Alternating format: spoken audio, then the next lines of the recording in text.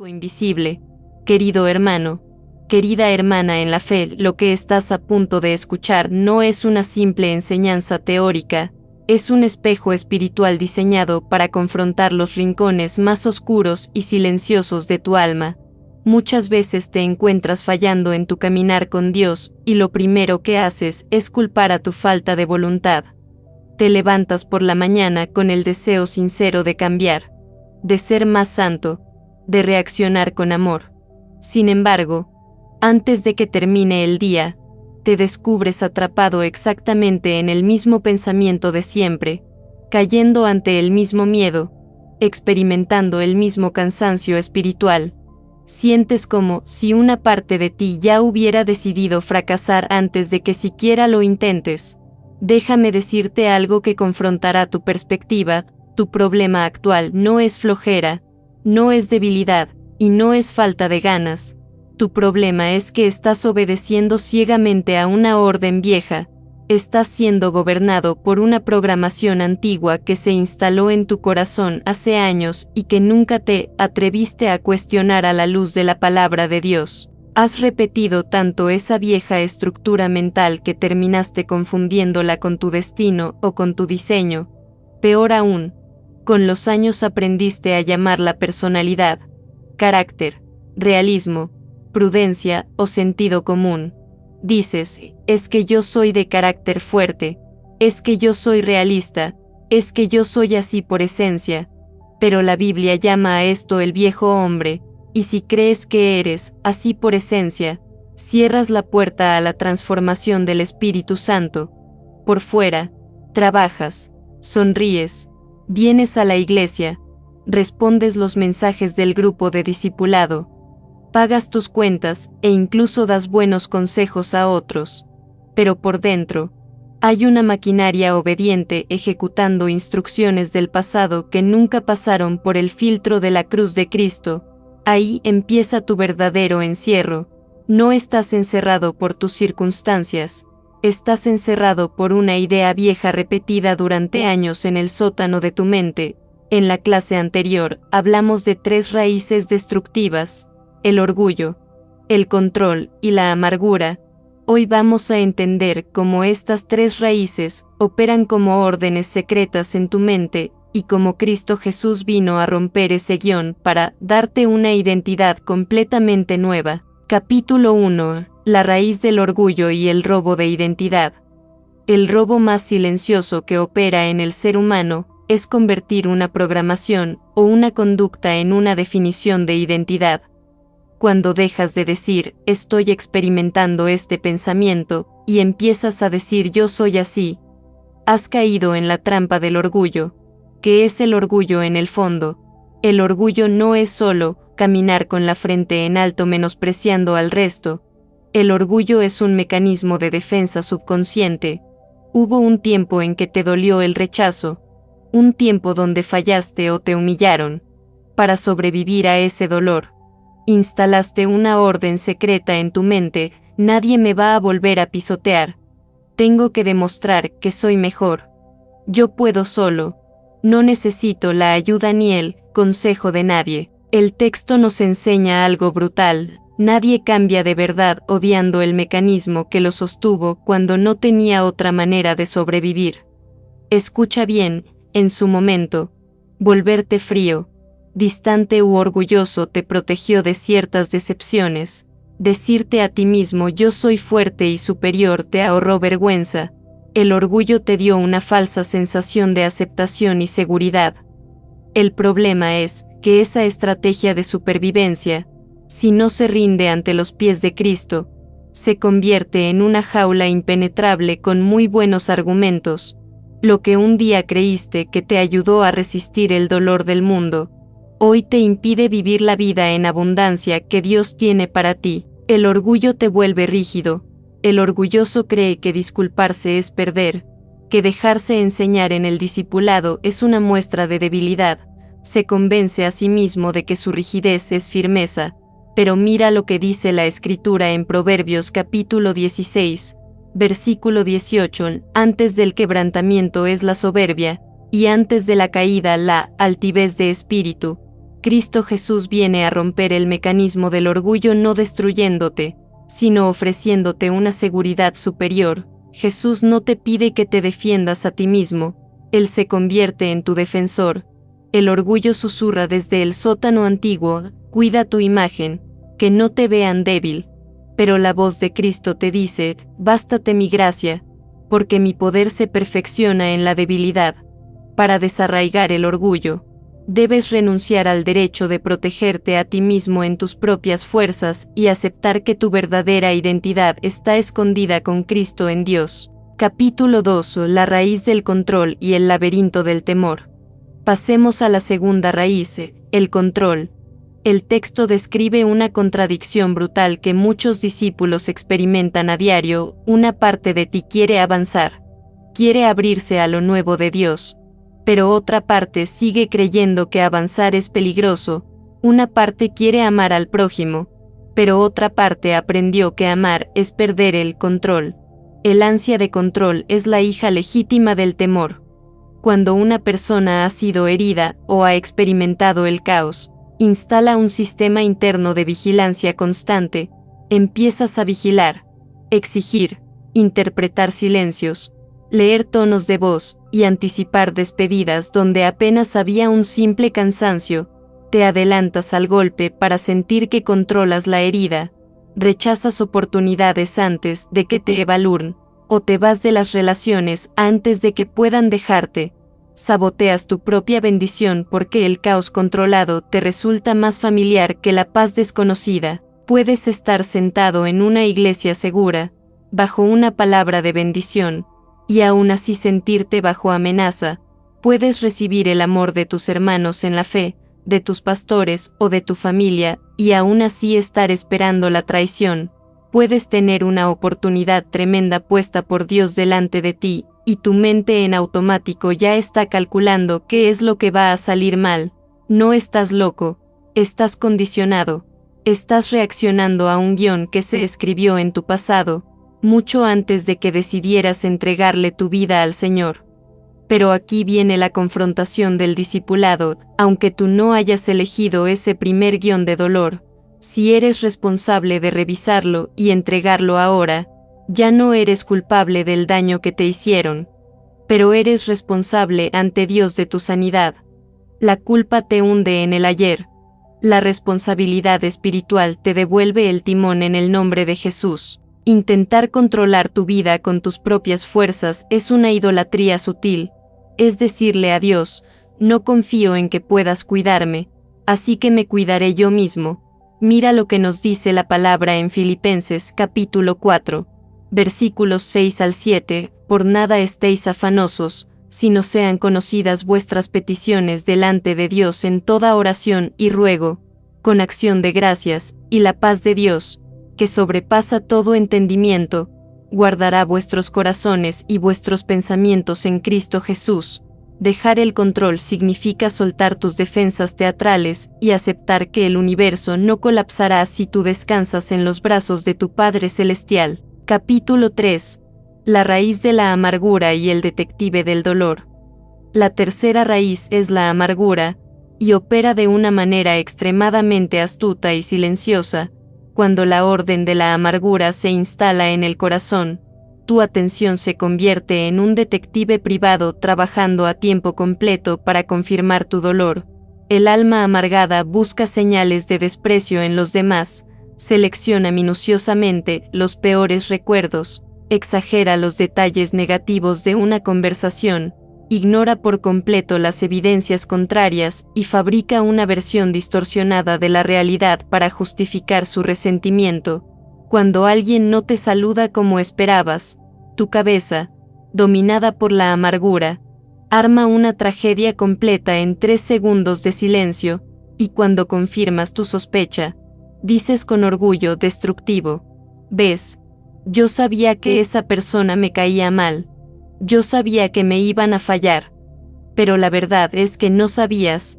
Estabas obedeciendo a una orden interna de desconfianza que tú mismo sembraste, y saliste a buscar pruebas para no traicionarla. La amargura te mantiene leal a una versión rota de ti mismo. Sientes que si perdonas, Si te sanas o si estás bien, estarías invalidando o minimizando lo que sufriste. ¿Crees que recuperar la alegría significaría que el daño no dolió? ¡Qué mentira tan satánica! Sanar una orden vieja no es negar el pasado. Es, simplemente, negarse a que el dolor del ayer siga firmando y arruinando tus decisiones del día de hoy. No tienes que odiar a la persona que fuiste cuando te hirieron para dejar de obedecerla. Puedes mirar con compasión a esa parte tuya que aprendió a defenderse con miedo, con distancia o con sospechas, pero hoy debes decirle con la autoridad de Cristo: gracias por intentar protegerme en el pasado, pero ya no tienes el mando. Hoy mi vida le pertenece al Señor. Escucha la advertencia del Espíritu Santo en Efesios capítulo 4, versículos 31 al 32. Quítense de vosotros toda amargura, enojo, ira, gritería y maledicencia y toda malicia. Antes sed benignos unos con otros, misericordiosos, perdonándoos unos a otros, como Dios también os perdonó a vosotros en Cristo. La amargura te obliga a mirar todo desde la desconfianza. Puedes decir verbalmente ya sané, pero si tu reacción interna sigue interpretando cada acción ajena como un ataque, la orden real de la amargura sigue operando en tu corazón, no en tus discursos. Capítulo 4. El elixir de la imaginación y el autosabotaje espiritual. Las leyes de la mente humana nos revelan un principio del comportamiento que se vuelve sumamente destructivo cuando no está bajo el señorío de la cruz, cuando la fuerza de voluntad y la imaginación entran en un conflicto directo. Casi siempre termina ganando la imagen interna que has cultivado. Llevémoslo directamente a tu vida espiritual en el discipulado. Tu voluntad humana dice con determinación: voy a cambiar, voy a perdonar a los que me hirieron, voy a dejar atrás la amargura, y voy a caminar en amor. Lo dices haciendo una tremenda fuerza mental, apretando los dientes. Sin embargo, mientras tu voluntad hace esa fuerza humana, tu imaginación herida está proyectando en la pantalla de tu mente 20 escenarios de rechazo, 20 escenas donde se vuelven a burlar de ti, donde te vuelven a traicionar o donde te quedas completamente solo. ¿Cuál es el resultado? Terminas abandonando el proceso espiritual porque tu mundo interno ya te mostró una escena de derrota tan vívida y convincente que actuar diferente te parece un esfuerzo inútil. A esto la Biblia lo llama fortalezas de la mente y argumentos que se levantan con altivez contra el conocimiento de Dios. El orgullo y el control no son simples actitudes que se quitan con un deseo superficial, son imágenes y fortalezas que has alimentado durante años. Te imaginas constantemente que si sueltas el control de tu vida o de tus finanzas, todo se va a desmoronar de inmediato. Te imaginas que si caminas en verdadera humildad, la gente se va a aprovechar de tu buen corazón. Mira lo que enseña la Escritura en 2 de Corintios capítulo 10, versículos 4 al 5, porque las armas de nuestra milicia no son carnales, sino poderosas en Dios para la destrucción de fortalezas, derribando argumentos y toda altivez que se levanta contra el conocimiento de Dios, y llevando cautivo todo pensamiento a la obediencia a Cristo. El autosabotaje espiritual ocurre de manera precisa cuando intentas obligarte a obedecer a Dios en la superficie mientras sigues interpretando tu realidad desde la misma desconfianza vieja en tu interior. Quieres adelantarle el golpe a los demás para sentir que tú tienes el control de la herida, te burlas de tus propios dones espirituales o de lo que Dios te promete en la intimidad antes de que alguien más tenga la oportunidad de criticarte o juzgarte. Postergas tu llamado ministerial o tu servicio en la iglesia para poder decirte a ti mismo: no lo hice bien porque no tuve tiempo, en lugar de enfrentar la posibilidad de exponerte con humildad ante los demás. Para desarraigar el control y el orgullo, no basta con una declaración dominical de yo confío en Dios. Tienes que empezar a habitar las verdades eternas de la Escritura en tu vida cotidiana. Necesitas cambiar urgentemente tus escenarios imaginarios de fracaso por las promesas de victoria y protección que Dios ya firmó con la sangre de su Hijo. Capítulo 5. La trampa de la disciplina desde el odio propio. Existe otra contradicción sumamente destructiva en la forma en que muchos creyentes intentan corregir sus vidas. Nadie puede cambiar de raíz si pretende hacerlo desde el odio hacia sí mismo o hacia su historia. Muchas personas intentan construir una vida de santidad basándose puramente en el desprecio propio. Te equivocas en una actitud e inmediatamente te insultas en silencio. Te tratas como si fueras tu propio enemigo y te lanzas palabras de condenación eterna. ¿Y qué es lo que pasa cuando actúas así? La disciplina que nace del odio y del autorreproche termina convirtiendo tu vida cristiana en otra cárcel legalista. Puedes alcanzar ciertas metas conductuales desde el miedo o desde la vergüenza, sí, pero después vas a necesitar dosis más grandes de miedo, culpa y vergüenza para poder sostenerlas en el tiempo.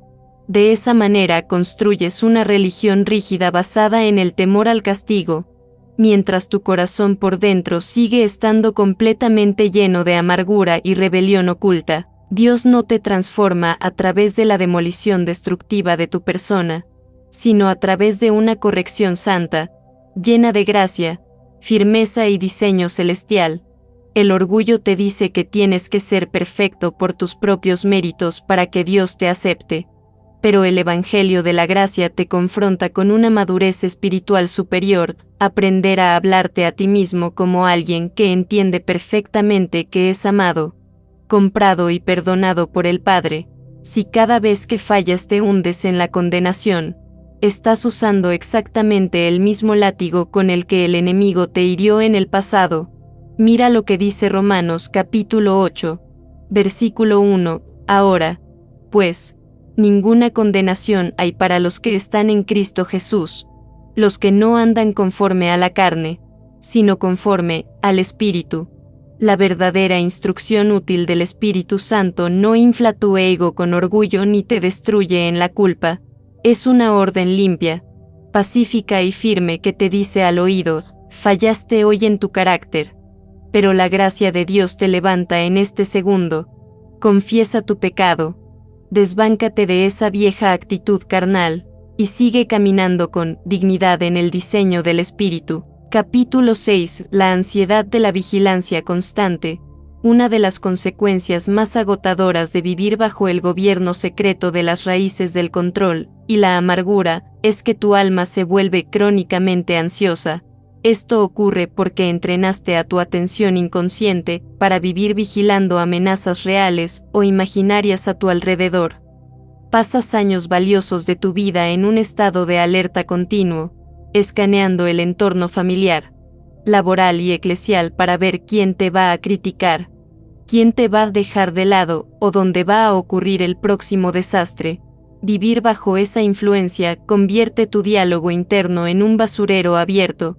Estás tan profundamente intoxicado por tus propios pensamientos defensivos que cuando llega la noche no te quedan fuerzas espirituales para orar ni adorar. Exiges claridad espiritual en la noche, pero no siembras la paz de Cristo durante el día. Te levantas de la cama mirando las redes sociales, comparándote con el éxito ajeno, recordando deudas, pendientes, ministerios estancados y conversaciones que no cerraste con madurez.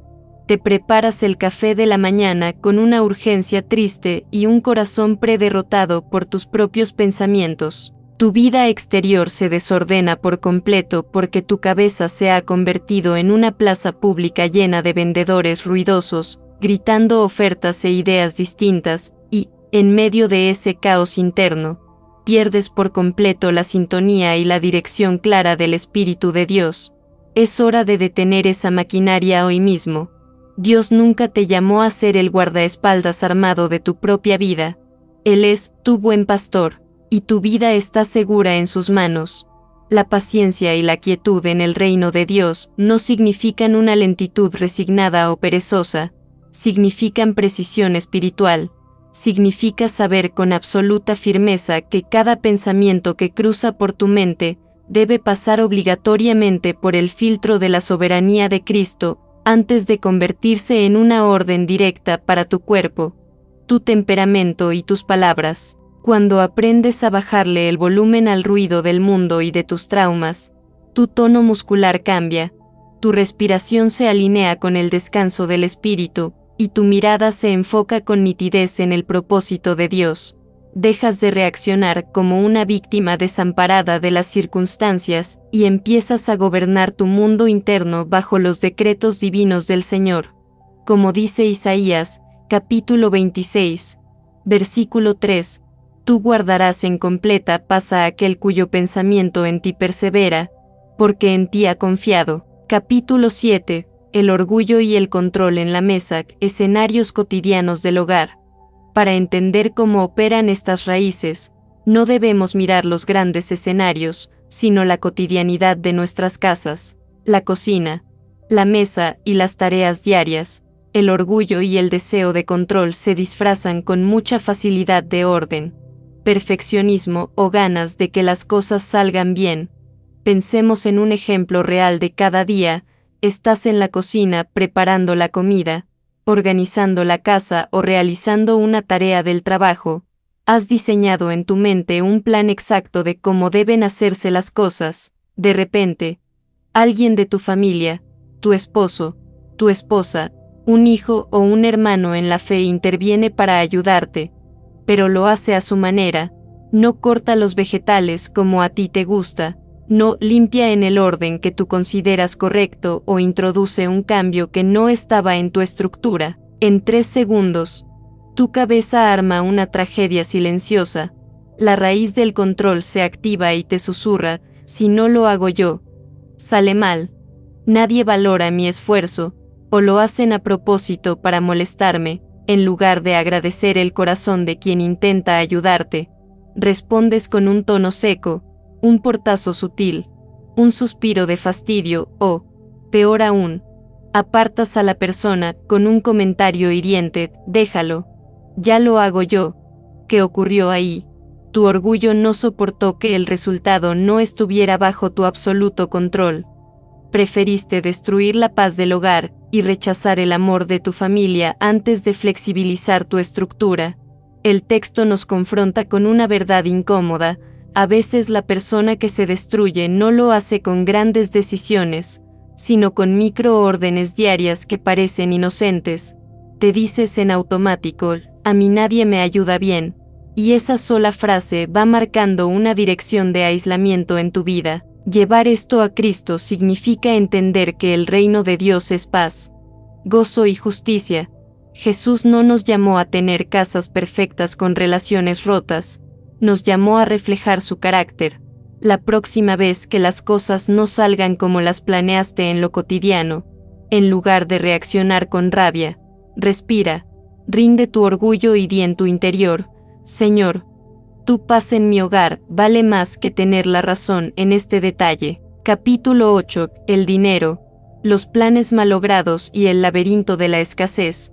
Otro escenario diario donde el orgullo, el control y la amargura hacen una alianza destructiva es en nuestra relación con las finanzas y los proyectos cotidianos. El texto menciona que una mujer crece viendo que el amor siempre dolía, y un hombre fracasa 1 o 2 veces e instala sin darse cuenta una orden secreta en su manera de caminar por el mundo. Esa orden secreta suele ser: el dinero cuesta sangre. A mí siempre me cuesta el doble o seguro que cuando esté por lograrlo, algo va a pasar, y se va a arruinar.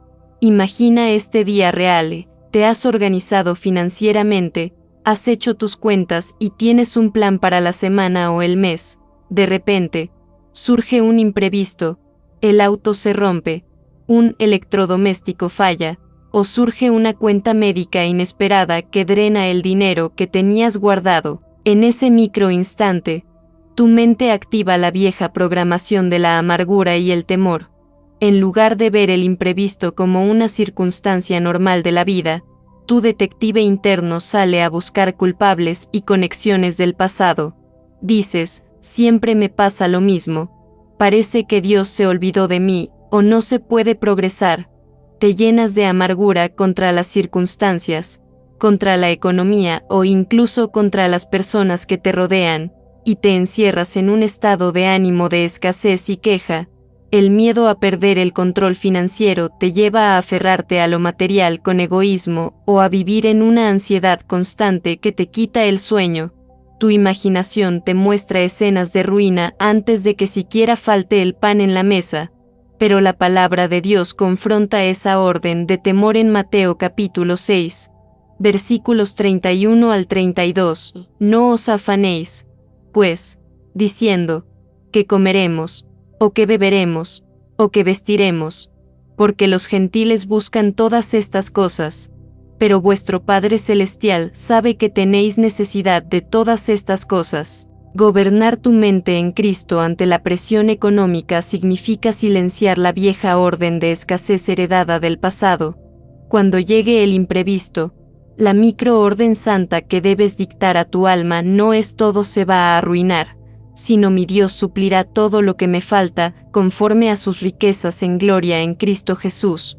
Romper el guión viejo es aprender a diezmar, a ofrendar y a administrar con gozo y paz, sabiendo que tu provisión no depende de una estructura humana perfecta, sino de la fidelidad del Dios vivo. Capítulo 9. El poder del micromomento y la repetición diaria. Cómo se destruyen eficazmente estas tres raíces de orgullo, control y amargura. La demolición de estas fortalezas espirituales no ocurre únicamente a través de grandes eventos emocionales los domingos en el altar, ni con declaraciones ruidosas que se olvidan al salir del templo. La victoria se decide en lo invisible, en lo cotidiano, en lo repetido. El alma humana se destruye o se edifica a través de microórdenes diarias que a simple vista parecen completamente inocentes. Cuando te dejas arrastrar constantemente por frases internas como, después lo hago, yo no soy constante para la oración, qué pereza ir al grupo de discipulado, seguro esto no va a funcionar o siempre termino fallando igual. Le estás dando una dirección subconsciente a tu caminar espiritual. Cada frase que te repites en el silencio de tu mente, por pequeña que te parezca, deja una marca profunda en tu identidad y en tu fe. Ninguna palabra interna es neutral, o edifica tu fe o alimenta tus raíces carnales. Tu imaginación sin el Espíritu Santo suele responder mostrándote escenas repetidas de fracaso, rechazo o cansancio extremo. Por eso hay discípulos que quieren comenzar a orar de madrugada, pero ya se imaginas totalmente agotados antes de poner la alarma. Quieren servir en un ministerio, pero ya se ven fracasando o siendo criticados por los demás. Tu mundo interno te muestra una derrota tan convincente que dar el primer paso te parece una pérdida de tiempo. La pregunta confrontadora para tu vida hoy es, ¿qué escena vives repitiendo dentro de tu mente cuando piensas en tu futuro espiritual y familiar? Porque la frase que verdaderamente manda en tu interior no es siempre la que pronuncias con elocuencia con la boca, sino la que tu corazón abraza firmemente en el secreto de la noche. No sirve de absolutamente nada repetir consignas espirituales vacías frente al espejo si sigues tratando tu vida como basura en tus pensamientos cotidianos. No sirve de nada decir yo merezco la paz de Dios si sigues buscando activamente discusiones, quejas y conflictos en tu casa solo para experimentar ese ambiente caótico y amargo que tu carne ya conoce a la perfección. La palabra de Dios necesita con urgencia un ambiente propicio donde crecer, y el primer ambiente que debes ordenar eres tú mismo cuando nadie te está mirando.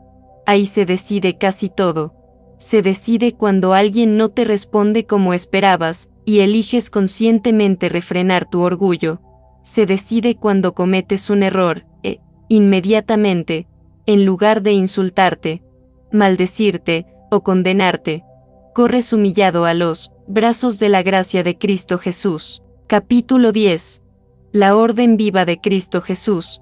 Para cambiar de raíz una orden interna destructiva se requiere una instrucción completamente nueva que se repita con la calma, la unción y la firmeza del Espíritu Santo, un hábito santo y diario que desarraigue la vieja estructura del viejo hombre.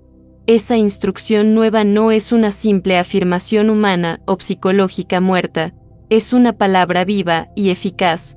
Las afirmaciones humanas pretenden negar la realidad diciendo falsamente aquí no pasa nada. La palabra de Dios, en cambio, reconoce que pasa, que dolió, pero establece con autoridad legal que tu dolor ya no tiene el derecho de mandar en tu presente. El verdadero discípulo no dice arrogantemente yo ya soy perfecto, sino que declara con fe, sigo entrenando mi corazón bajo la gracia inmerecida de mi Señor. Muchos creyentes se hunden espiritualmente porque confunden el haber fracasado en un momento o una mala reacción con ser un fracaso rotundo como hijos de Dios. Se equivocan una sola vez en su carácter, y pasan días enteros castigándose a sí mismos con amargura, declarando con su propia boca la pérdida total de su comunión con Dios. Responden mal en una conversación tensa, y se autoproclaman de inmediato como personas incapaces de amar de verdad. Ese es el pensamiento absolutista y extremo del enemigo: o eres perfecto ante los hombres o no sirves para nada en el reino. Pero el camino del discipulado en Cristo Jesús es completamente diferente, es invisible, es humilde, es pequeño y es diario. Consiste en levantarte cada mañana y cumplir fielmente la voluntad de Dios aunque nadie en la tierra se entere ni te aplauda. Consiste en negarte rotundamente a revisar por 10ª vez en tu mente los archivos de lo que te lastimó en el pasado. Consiste en no contestar con soberbia desde la herida de ayer, sino en tener la madurez de cerrar la boca, apagar el rencor y volver a tu labor diaria en completa paz. Consiste en pedir perdón sin orgullo, sin drama y con sincera humildad cristiana. Consiste en irte a dormir en paz, en lugar de pasar la medianoche negociando con pensamientos obsesivos de sospecha, desconfianza y control que falsamente se disfrazan de discernimiento espiritual. La verdadera reprogramación y renovación de tu mente ocurre en esos pequeños detalles que absolutamente nadie ve. Esos detalles santos cotidianos se acumulan para bendición y libertad, exactamente de la misma manera en que antes acumulabas amargura y destrucción en tu viejo hombre. Escucha atentamente la instrucción del apóstol Pablo a los filipenses en Filipenses capítulo 4, versículo 8, por lo demás, hermanos, todo lo que es verdadero, todo lo honesto, todo lo justo, todo lo puro, todo lo amable, todo lo que es de buen nombre, si hay virtud alguna, si algo digno de alabanza, en esto pensad. Esta es la orden limpia, santa y eterna que debes entrenar diariamente en tu mente. No se trata de montar un teatro espiritual superficial, ni de fingir una sonrisa falsa encima de una vida desordenada. Se trata de educar tu conducta cada día con instrucciones reales y creíbles basadas en la fidelidad inquebrantable de Dios, aprendiendo a obedecer con amor al Espíritu Santo, y cerrándole la boca para siempre a tus antiguos temores y traumas del pasado. Si hoy te sientes triste, traicionado o cansado, no te abandones al desánimo de tu carne. Si hoy te asaltan las dudas, llévalas de inmediato cautivas a la obediencia a Cristo. No gobiernes tu vida según el estado de ánimo o el humor del día. Tómala con firmeza según los decretos eternos del Dios Todopoderoso. Que la palabra del Señor habite hoy en profunda abundancia en tu corazón, destruyendo toda raíz oculta de orgullo, desarmando la mentira del control humano y secando para siempre la amargura de tu historia. Recuerda quién eres. Eres una nueva criatura en Cristo Jesús. Tu guión viejo se rompió por completo en la cruz del Calvario, y hoy caminas libre en la absoluta novedad de su espíritu. Querido hermano, querida hermana, la decisión está hoy delante de ti. El Espíritu Santo ha traído esta palabra no para condenarte, sino para romper de una vez y para siempre las cadenas invisibles del orgullo, el control y la amargura. Hoy puedes elegir despojarte del viejo hombre, renunciar a los guiones de dolor de tu pasado y permitir que la mente de Cristo gobierne cada uno de tus pensamientos y de tus días. Camina en la libertad, en la gracia y en la paz que solo nuestro Salvador te puede dar. Si esta enseñanza ha sido de profunda bendición para tu vida y ha confrontado tu corazón, te invitamos a que la compartas con alguien que necesite recibir esta palabra de restauración y libertad. No te quedes con esta bendición. Conviértete en un canal de la gracia de Dios para otros. También queremos conocer tu testimonio y cómo Dios ha hablado a tu vida hoy. Por favor, deja un comentario compartiendo tu experiencia. Nos encanta leerte y orar por ti. Muchas gracias por acompañarnos. Que la paz del Señor guarde tu corazón en completa calma, y nos vemos en la próxima enseñanza. Te bendice con amor. El Ministerio Río Profético. Hasta la próxima.